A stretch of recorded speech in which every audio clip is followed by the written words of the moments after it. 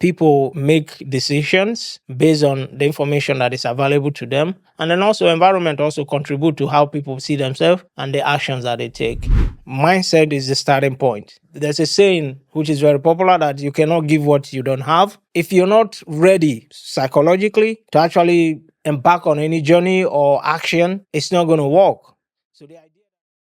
Welcome to Kallio Maki Podcast, exploring entrepreneurship, society, and well-being. Subscribe now to stay updated on our latest episodes.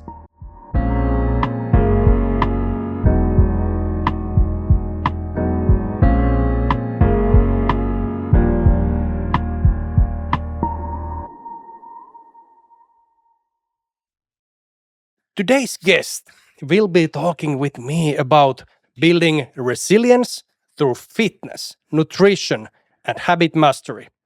He is the founder of EliteZone, inspiring leaders to thrive. A little quotation from one of his featured posts. Here. We don't cut corners. Your transformation is real possibility. I not only help you establish a solid fitness foundation, but also you will develop winning habits in the process that allows you to be consistent. So at EliteZone, he specializes in one-on-one coaching, foundational 3 months program, and transformational 6 months program, fitness, nutrition plans. He will work with you for corporate wellness in his workshops. He will help teams integrate exercise, nutrition, sleep, and habits into your work culture. Group classes, speaking engagements. He will inspire professionals to take charge of their health and performance. This is something that I've needed in my career. Previously in my family company, very much focused on export, and now, especially now, in social media. Welcome to Kallio Maki Podcast, Kingsley Ify. Thank you so much. It's a pleasure to be here. Actually, what a day to be in this magnificent city of Uvascular. The first thing I noticed was the cleanliness of this place, and I just fell in love with Uvascular straight away. But more than anything else, I think it's a blessing to actually be with you here to discuss and share my experiences around, the things that kept me marching forward in life, which is fitness, how you eat and all that kind of stuff. So I'm really thrilled to be here, and I'm happy to, have this conversation, and hopefully we're able to get people to, take some certain little nuggets here and there that can actually help them in their day-to-day life. So this is what it's about. All I can say is that my sort of whole thing is actually, help people to, to stay healthy mentally and physically, and to achieve every success in every area of their life. So pleased to be here, man. I have to say the same. It's great that you made it here safely with the omnibus.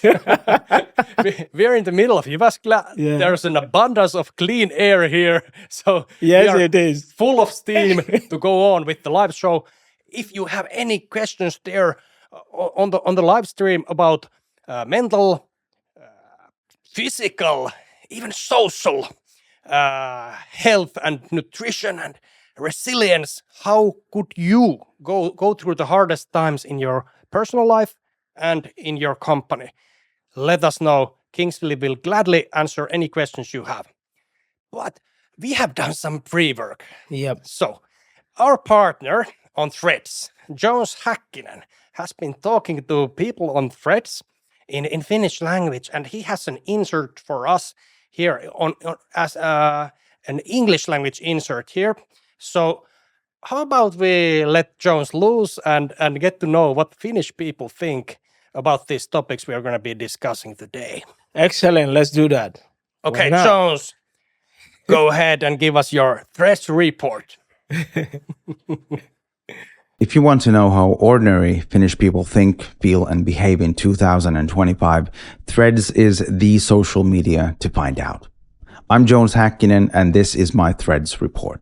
For this podcast, Tuomo and I wanted to find out what ordinary Finnish people think about the effects of solid physical and mental health on your ability to withstand difficult situations or even traumatic events in your life. So I got on Threads and I asked people, have you ever pushed through a difficult time thanks to a healthy habit you had in place, whether it was exercise, good nutrition, or mental practice? 74% answered that they had, while 26% answered that they had not.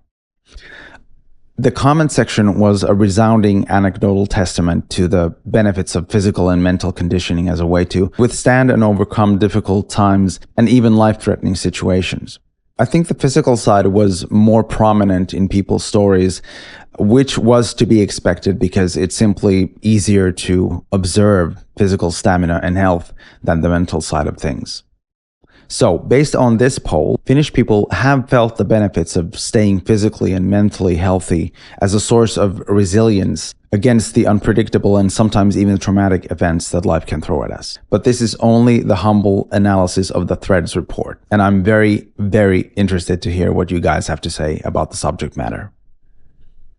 We are back live, and we just watched the Threads report where 74% of people said that yes, they have had a healthy habit of some kind, mental, physical, social, anything, some healthy habit that helped them get through the tough times with resilience. 26% of people said no, they have not had such a habit. Maybe they could have used coaching or some peer community to help them get ready for the toughest times. Maybe they could use that in the future. But this was the results of the Threads report on Finnish Threads. So what do you think about the results of this poll and comments that they had? I think for me, just with the report, it shows that, of course, there's still a lot of work to be done. Whether it is letting people know the importance of, the physical activities and nutrition and that sort of thing, or is just giving them the overall, it's okay to use other means, but if you think naturally how human beings are built, how we can thrive in our own element, movement is essential part of it. And there is no, in my opinion, there is no sort of alternative to that. If you look at our skeletal muscle, how do we make it stronger? Or simply looking at, let's say, the longevity draft, which goes from this to that. It means that as we age, we lose our strength, we lose our mobility, all that kind of stuff. The only remedy, there is no pill. The only remedy to that is movement and exercise, if you like, right? And then, of course, if you look at the nutrition aspect of things, like what we put in our mouth, what we eat, how it can actually enhance our longevity, or also it can do the reverse, completely the opposite. It can damage us as well when we don't eat right, or when we don't, take good care of, or just simply making sure that we're eating the way we should eat to function, rather than just emotionally eating. So I think it is fair to say that there's two things here. The good news is that at least over 74% of people are already in this process of actually doing these things, and then the rest, we still need to convince them and help them to, no matter whatever difficulties they might be facing, that convince them and tell them, hey, with other aspect of ways which you think you see fit to be taking care of yourself, that exercise and nutrition is also like really, really important. Exactly. And what do you think about this? What Jones mentioned about the comments, that this physical conditioning was the thing that stood out the most. It was not the meditations that stood out the most. But we can look at their LinkedIn results a little bit after. Yeah. There actually people saw that the mental side is actually really important for entrepreneurs. But on the Threads report, the most focus on the comment section, according to Jones, was on the physical preparation. What do you think about that? So if you think about the physical preparation, like if I understand, your point correctly, once we move, once we, bring in some external, if you like forces that disrupt the rhythm of our body and breathing and all of these things, and we are sweating and our heart rate is going up and that sort of thing, it doesn't only strengthen our physical body, it goes to the mental side as well. And that is why it's important. And I think that is why it's also like most of the like the entrepreneurs, the professionals that just doing these things can actually change a lot of things, psychologically. Exactly. And what I've heard from America is that these big companies, big corporations, when you look at the people actually leading them, the CEOs, there's an over-representation of people who are into martial arts or people who have a marine or navy or army background there. So when we look at the actually really successful people, they are physically fit and they have the good habits. But if you start to work with a customer, with someone who comes to you for coaching, what do you think is the easiest part? Do you think it's easier to start going for this, for example, cardio workouts or long distance runnings or the gym, or do you think it's easier to start with the mindset? What do you start with? I think mindset is everything. Okay, mindset is the starting point.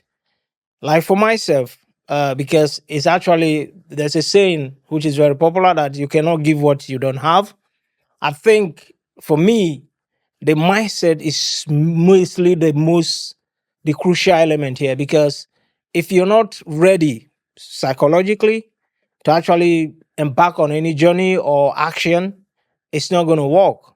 So the idea that you're just going to, like, you just come up and try to go and just see how, feel, and no. The most important thing here is, or like what I try to help my clients with, is actually understanding where they are mentally. And if there's something that we need to do there, then the work actually start from there, to actually see and assess where they are mentally. And then I have those tools and information that that is tested, obviously, that I walk them through, and then we peel that bit by bit, and then get them to that critical point where they begin to actually mentally ready to actually embark on a new journey. Because this is, I see this as a transformational sort of journey, life journey. And it's not something that you just jump in today and then you jump out. And the reason why most people also do that, or the reason why most people doesn't succeed, or they go into this idea of trying to physically and mentally, or just embark on this physical exercise and trying to be healthy mentally and physically. The reason why they don't last or continue or live this as a lifestyle is because first, they are mentally they wasn't prepared. Okay, so the way I look at it is, you need to set your standard. Start from there. Okay, but that setting your standard is psychologically, it's mental. So once you set your standard, which is simply meaning, this is Kingsley Ify, this is my life, this is how I want to live it. I want to be physically fit, I want to be mentally strong. What do I need to do? How do I do this? So in order for me to accomplish these things, first, I know that exercise is going to be very, very helpful. I know that looking into what I'm eating and how I'm eating is also going to be part of these things.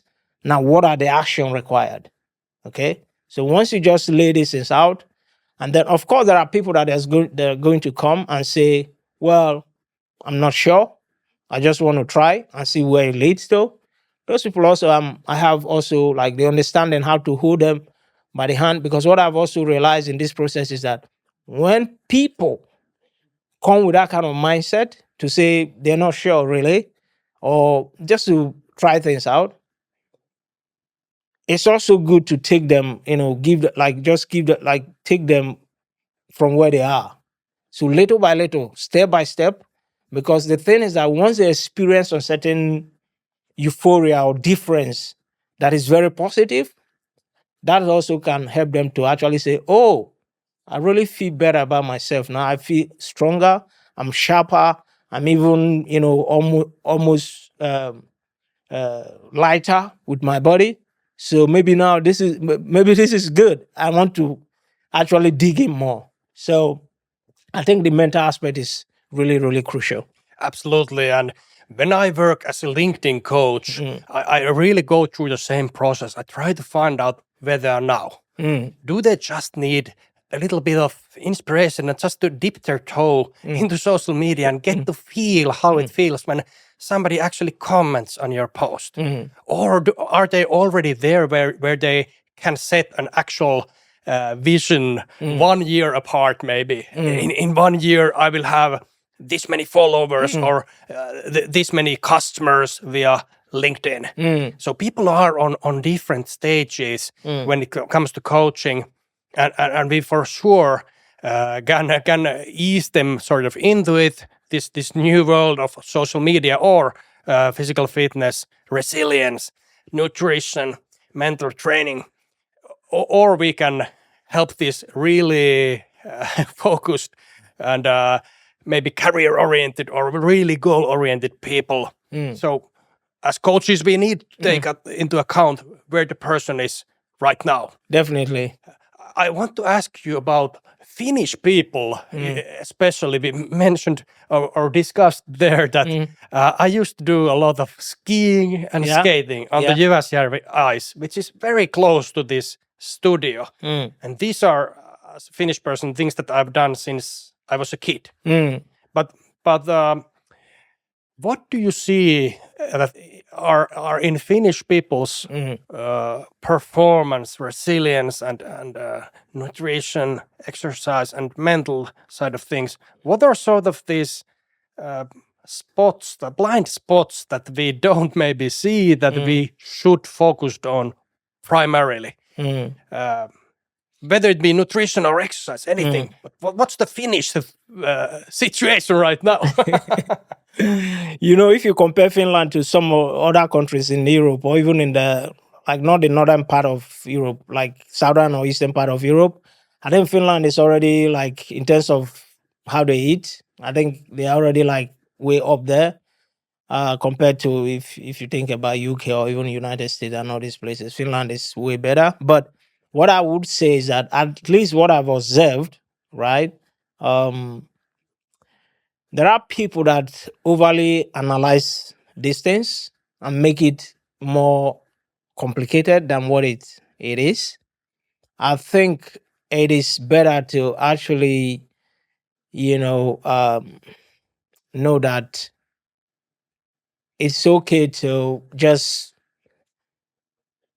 when you start this kind of living, healthy lifestyle, that it's not about following a strict diet plan, because some people think that if I must doing this means that I have to eat in a certain way, I have to stick with this till that is so complicated and it's so difficult.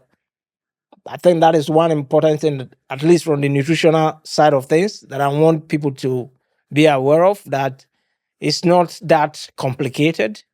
It's about just finding the little things that works. As a matter of fact, most people that have really good result, they don't follow strict diet plan, right? They make sure that they are they make sure that they are clear about how they are eating and what they are eating. And what I mean is, you make sure like all the kind of, if you think about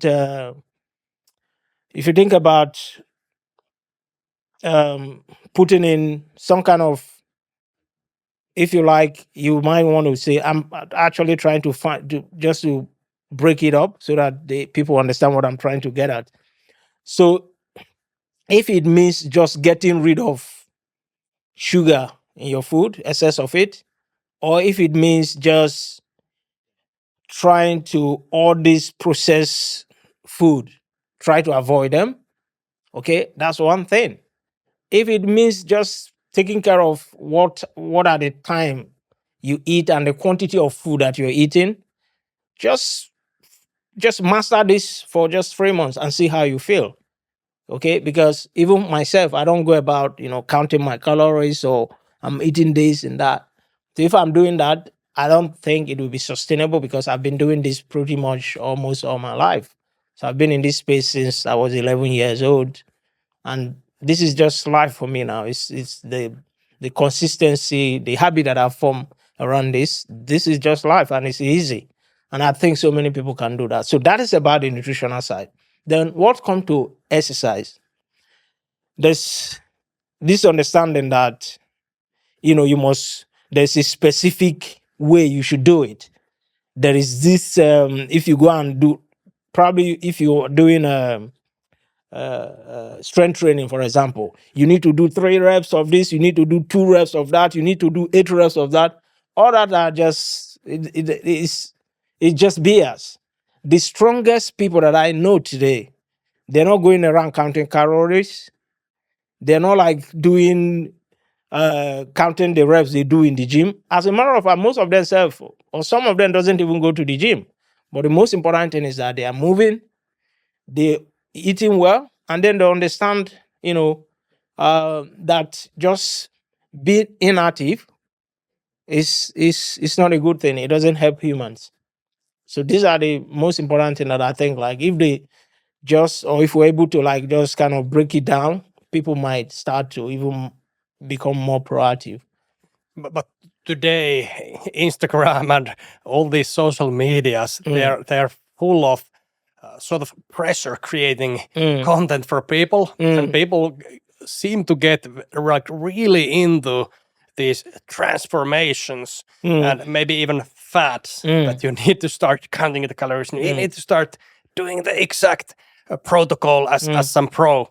So how do you make sure that your client doesn't get to this overly pressured situation? Do you go and unfollow a lot of Instagram pages that they have on their phone, or do you say to them, throw your phone away? Or yeah, no, go on. How do you avoid them from going to the dark side of fitness? So, like I said, the way not to go to the dark side of this is to actually know that, first of all, you need to be clear of what you need as a person. That the bottom line, the main thing about this is for you, at least if we're talking about longevity, for you to stay healthy, mentally and physically sound. Okay. And for you, you have to define what that looks like. If it's about you maybe putting an extra, pounds of fat, and you don't feel like that's how you want to show up, you don't feel like that's not your, like you want to get rid of those, then do it. But if you want to stay healthy, if you want to remain sharp in your business, if you want to, like, for example, for instance, for people leading teams, for organizations, if you want your teams to perform better, if you want to be a better leader in your company, because weak mind and weak body, the productivity there it's not going to be very great, right? So these are different metrics. These are different things that you should be clear about. So not just going with what everyone is doing and what the whole people like. It's not a game of. It's not any contest. So it's personal thing. So if you know that, okay, I want to live, for example, if you're the type also that have kids, you have family, you're thinking about them, because that can also be a factor that actually I have kids now. And my goal is that before I am 80 years of age, I want to make sure that I'm still solidly able to move and to be able to, hold my grandchildren or walk with them or just have fun with them. How does that look like? You envision all these things and then begin to act accordingly. Because at the end of the day, when we talk about discipline, this is exactly what it is. Because there is nothing meaningful in life without actual discipline. And discipline is actually what makes us, so with discipline comes habit. With habit comes uh, consistency, and with that leads to growth. So all these things are focused to success. So you have to define. Me personally, I want to be able to move. I want to be able to, God knows, let's say my daughter, maybe someday she have kids, and I want to be able to, my mindset is actually whether it's going to be the husband that she's going to be with or the kids that she's going to have, I want to be that strong that I will be competing with them until I can do it. Okay? So when I think about that, I set a standard for myself rather than just doing what everyone else is doing. Exactly. And actually, many people who maybe mean well, they're actually destroying their performance and longevity in their career. So as a culture, let's say in the Western world, we are really career focused. So we are focused on getting a lot of money for our family. But nowadays, people get kids later and later in life. That's the way it goes in the culture in EU, in the United States, in the West in general. And we focus so much on the career and sacrifice the health. So less and less people are actually there around for so many years, and even not in very good condition for the grandkids. So it's getting lower and lower, even though what we meant to do in the career is to provide for our family. But we are actually doing the opposite. Taking away from them. Yeah. So for sure we need to fall back on some principles. Definitely. Life is, there's a saying in an African proverb that life is wet, and wet is life. So if you haven't got life, if you haven't got good health, nothing is there. Because good health, that's the foundation of everything. And that's why, of course, as we were discussing before the camera start rolling, my whole thing is clear. Elon Musk might want to go to Mars. God bless him. That is his cause, and that is his. That's him. Okay, but my part is actually help more and more people to actually sort of establish, good mental and physical health, so that they can live and achieve every area of success in their life, because that is foundational. That's what, and on top of that, you can build mansions. On top of that, you can go to Mars. So without this health, nothing else is possible. It's really interesting that we actually, as a culture, we focus more on the health of our cars and on the health of our pets. Exactly. We look really carefully what food we give to our pets, but we forget ourselves. Exactly. So, and maybe this, at best, this is a group effort. For example, in the workplace, it should be actually a place which makes us stronger, not weaker. But let's take a look at the comment section here. So All Cecilia right, is commenting, true. Thanks for sharing, Kingsley. I visited the doctor last week only to be told this. Resume your gym routines and visit the physiotherapist to get advice on movements. So any greetings to Cecilia from Hey, Cecilia, shout out to you over there, and thanks for your question. I think you're right on point with that. And this is actually something that I personally noticed after doing a lot of cardio and strength training for maybe 10, 15 years. I had built these instabilities around my body. So what they say now is actually that I should do, yes, a lot of sort of strength training type of exercise, but actually more of these physical therapy things.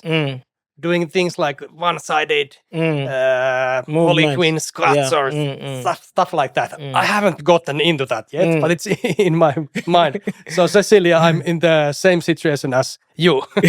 I'll be joining you. And we have people online from Outokumpu, from Helsinki, from Kauniainen, Spain, from Andalusia. That's south of Spain. So shout out to each of those locations, and keep dropping us comments as we move on with the show. So let's take a look at the results of the poll on LinkedIn. So on LinkedIn, we asked, as an entrepreneur or professional, which aspect of your well-being do you believe impacts your performance the most? So which is most useful? Physical health, 10%. Okay. Mental resilience, 90%. Emotional health, 0% answer. So people are really focused on the mental resilience on LinkedIn. But LinkedIn is a career-focused platform. What do you think about the results? I think I'm not surprised because, everything starts, like we said earlier, like we tried to, everything starts from the mind. The mind carries the body, and then the body in turn strengthens the mind also. Okay? Because you can use your body to strengthen the mind by way of movement and exercise and that sort of thing. But for you to actually get your body to move, the mind has to be activated. The mind the mind have to want to do it, right? So I'm not surprised about that answer. I would say that yes, strengthening the mind and doing everything that we can do to actually make it work best for us is something that we should focus on. Absolutely. And let's discuss a little bit about LinkedIn. So how did your journey on LinkedIn begin? When did you join, and did you activate there at certain time and place?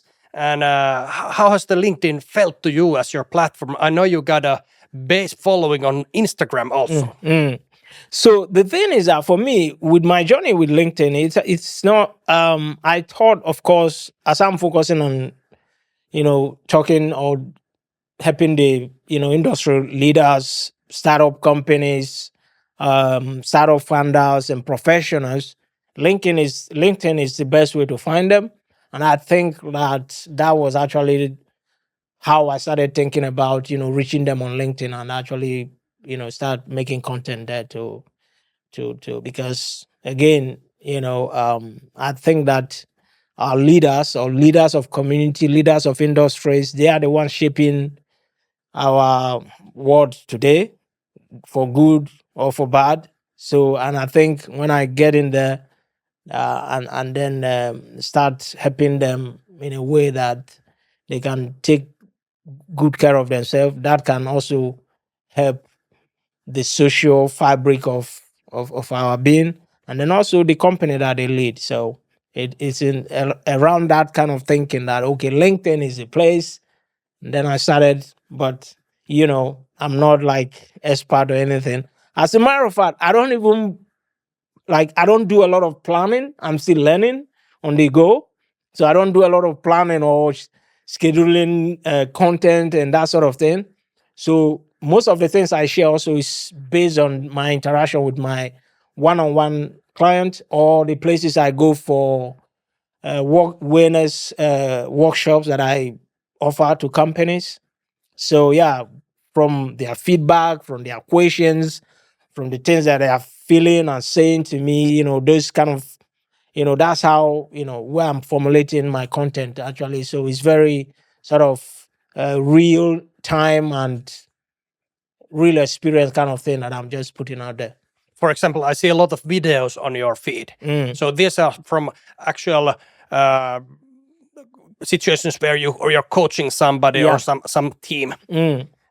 That's actually what the Americans and the international people on LinkedIn, on English LinkedIn especially, are now saying that we should do. They say that we actually shouldn't schedule posts that much, but it's actually great to have this raw, live feeling to the Exactly. post, and that it's not completely polished and thought out, but it's actually your thoughts right there in that moment where you are doing your job. Exactly.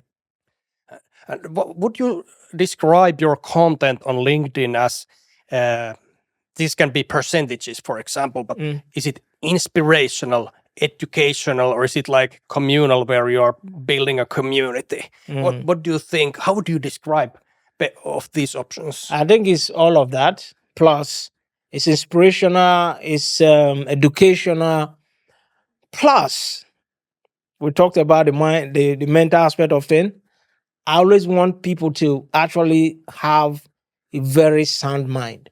Because once the mind is strong, once the mind is good, other areas is going to be good as well. But it starts from the mind. So most of the things that I say, or most of my content there, is actually targeting the mind to say what are the habits that we should adapt, what are the discipline that is required for growth and for success. So that is an important piece of my approach on LinkedIn. Yeah. I'll quote one of your contents on LinkedIn. Yeah. My journey began when I was just 9, running alongside my grandfather, Exactly. who told me, "You are strong, just like your ancestors." That moment shaped who I am. Through competing as an athlete, reading extensively, and becoming a certified personal trainer, I've spent decades mastering the principles of health and performance. When my wife faced a life-changing accident, it was exercise and resilience that kept me strong through the hardest moments of my life. And it's that same strength I bring to every client I work with. Exactly. So this combines a lot of those Yeah. categories which I described before. And actually, this speaks to me personally. During the time when I was in my family company, I had a plan with my father that I would become CEO at a certain age. I set a limit like 30. At least I have to be 30, otherwise I'm a kid. But my father got ill, and I took the responsibility of leading the company a couple of years prior. Still quite a green guy. And this was, of course, stressful time for me. But I had a lot of these habits, and maybe I loosened up a little bit and started to eat a little bit unhealthy. But actually, I kept my keystone habit of going to a run in the middle of the workday for 15 minutes, just a couple times. So I really feel what you're saying on this piece of content. And I think it's a great source of strength to use in your coaching with individuals and groups. Definitely. I think thanks for bringing that up. Actually, as I was coming here, so on the LinkedIn, so there was a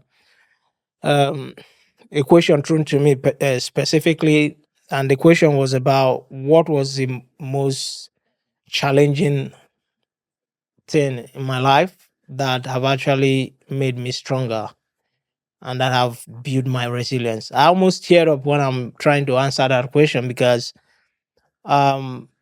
it's such that growing up as I left Nigeria, as a teenager, and I have to take care of my 4 younger siblings because of the tragic passing of my parent and one of my little sisters at the same time.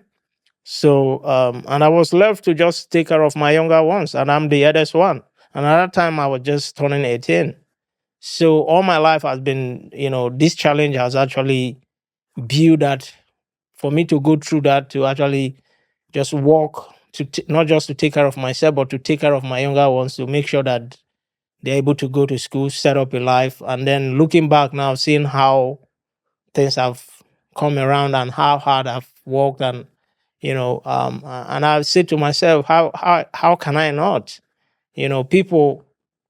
People make decisions based on the information that is available to them, and then also environment also contribute to how people see themselves and the actions that they take. So, but for me, I seen the situation there, and everything that is being thrown at me, like life giving me, it has actually made me even stronger.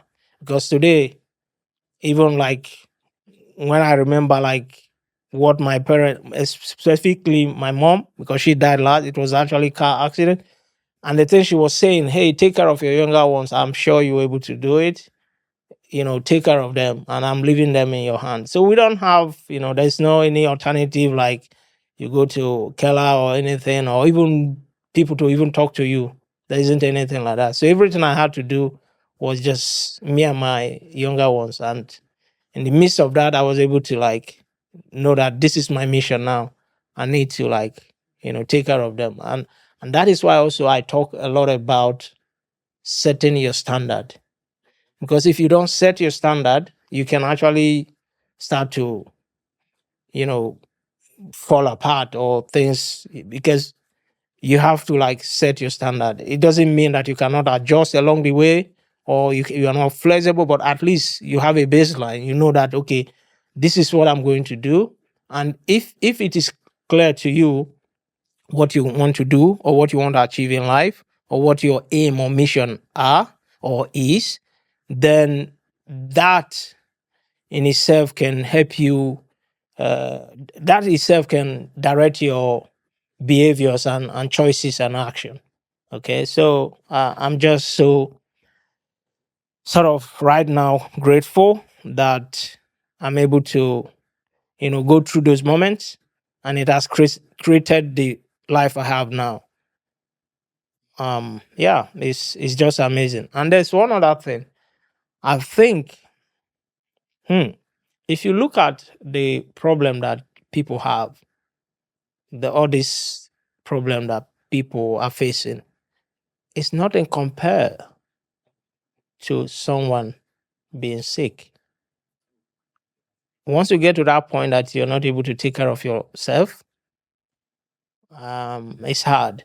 And that's why I tell people this stuff is foundational. Your business, every other thing, thrive better if you've taken care of this foundational thing, which is your health. Yeah. Exactly. And to my mind comes the idea that in life we can coast through different places, different times and situations where we somehow get by, but we have to actually rely on the help of others. True. But you described that in your story, you had to actually take the responsibility and be the person who others can rely on. Definitely. So in the workplaces, when people are listening to this podcast, I'd like to encourage you to think about: are you actually taking the maximum amount of responsibility, or are you right now getting by relying on others? If you are, it's great that you have people who you can rely on, but take example and one brick at a time try to build up. Be actually the person who is the most responsible in that situation. We are going to the final minutes of the show, but I'd like to ask you, what are your plans for the upcoming year? What are you focusing on now? What is the main ideal customer base you're focusing on now? Or do you have spots for the individual coaching, or are you targeting organizations and trying to find partners there? Who should DM you or send you email or contact you on Instagram or LinkedIn after this show? I think the leaders of organizations, obviously, for the reason that I mentioned earlier, these guys, they have the means, they have the resources to change how we are thinking and how we are living. But if we get them to the position where they are making good decisions, it affects all of us. It affects the society, it affects the schools, it affects everything. So my thing is, I'm focusing on those leaders to actually empower them, to give them the tools they need in order for them to be able to lead.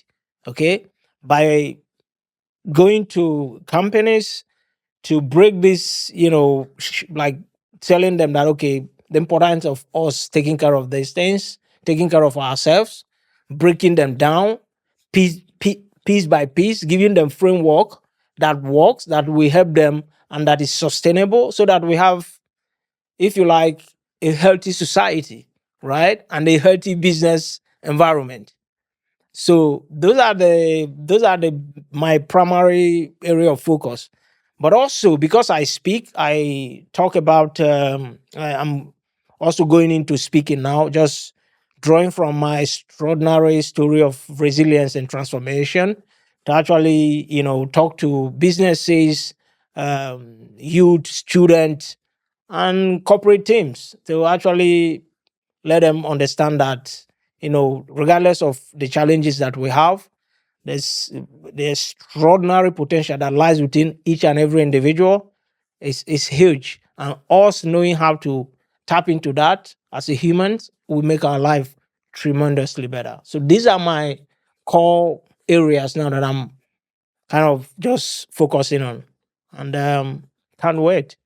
Amazing. So, business leaders listening on the other side of screen, drop a DM to Kingsley if you have keynote speaking situations. It can actually be a great inspirational moment if you take to your pikkujoulut, or if you take to your tyhypäivät, or these Finnish events that you have year around in your company. If you grab somebody from outside the company to get some fresh views on things like resilience, responsibility, physical, mental, nutrition, health, longevity. So drop a DM to Kingsley if you have speaking engagements available, or if you are ready to take on Kingsley's offer on the individual coaching or your organizational coaching.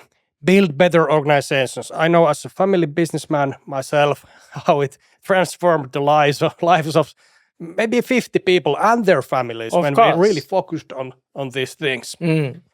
I'm encouraging everybody listening to commit to LinkedIn if you have the energy. Don't take extra pressure, but we focused there and we got definitely. results. Yeah. It's actually a great place to connect people Sure. who have the needs and the offerings. For example, on this speaking engagement and coaching. Definitely. I'm focusing on the same stuff myself, and people I coach have found also opportunities like this. So LinkedIn is underused in Finland and everywhere in the world. So from me, double thumbs up for you guys to use it. We found each other on LinkedIn. Definitely it started there, which is amazing. Exactly. Yeah. So, thank you, Kingsley. Thanks a huge lot. thank you for coming to Clean Air Jyväskylä today to join us on the live show. I'm looking forward to the Power Week where we publish all the content during 1 week, maybe inside 1 month from now. Yeah, the pleasure is mine. Like I said, it's always a blessing for me each time I have the possibility to share my experiences, but most importantly, my knowledge and all my journey to empower people. And that's what I'm about. So I'm really thrilled that we're able to have this conversation. Thank you so much. Thank you so much. And thank you to everybody who came to this live show. We have final words from Cecilia. Thanks for sharing your childhood journey. Our journeys make us mentally stronger. My take, setting your standard. Exactly. Thank you to everybody on LinkedIn and Instagram. Excellent. Thank you, guys.